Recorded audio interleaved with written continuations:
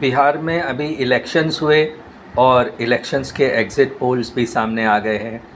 अब जनता के दिमाग में ये सवाल है कि ये एग्ज़िट पोल्स कितने सही साबित होंगे और ये गलत क्यों साबित हो जाते हैं। तो मैं इसका जवाब आपको दे रहा हूँ। एग्ज़िट पोल बनाने के लिए कंप्यूटर का इस्तेमाल किया जाता है, क्योंकि समय बहुत कम होता है और डेटा ज़्यादा होता है, तो कंप्यूटर की मदद से जल्दी रिज़ल्ट निकाला जा सकता है और कंप्यूटर जो है वो गणित के आधार पर अपने रिज़ल्ट को बनाता है। और ये डेटा जो है वो तो इंसान ही उसको सप्लाई करते हैं। तो अगर डेटा कंप्यूटर को सही तरह से नहीं दिया जाएगा तो कंप्यूटर उसका सही रिज़ल्ट नहीं निकाल पाएगा।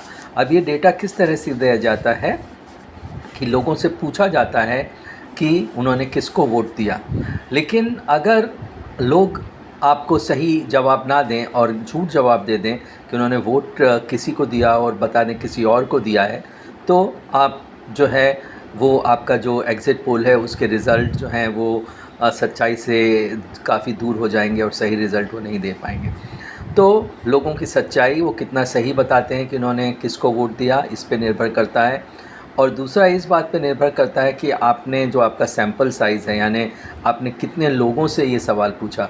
ज़ाहिर सी बात है कि अगर आप कम लोगों से ये सवाल पूछेंगे तो आपको पूरी जनता की राय नहीं मिलेगी। और ये तो आप जानते ही हैं कि बहुत बड़ा सैंपल साइज़ लेने के लिए जो है वो बहुत समय लगेगा। तो अक्सर लोग छोटे ही सैंपल साइज़ से काम कर लेते हैं, यानी बहुत ज़्यादा लोगों से ये सवाल नहीं पूछते।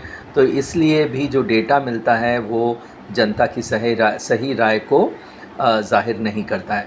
तो ये दो बातें हैं। और तीसरा तो साफ़ है कि अगर कुछ लोग जान कर के कंप्यूटर को गलत डेटा दें जिससे कि रिज़ल्ट उनके हिसाब से कंप्यूटर दे, तो वो भी एक गलत अनुमान का कारण बन सकता है। कंप्यूटर अपना काम सही तरीके से करता है, लेकिन गलती आदमियों से होती है। धन्यवाद।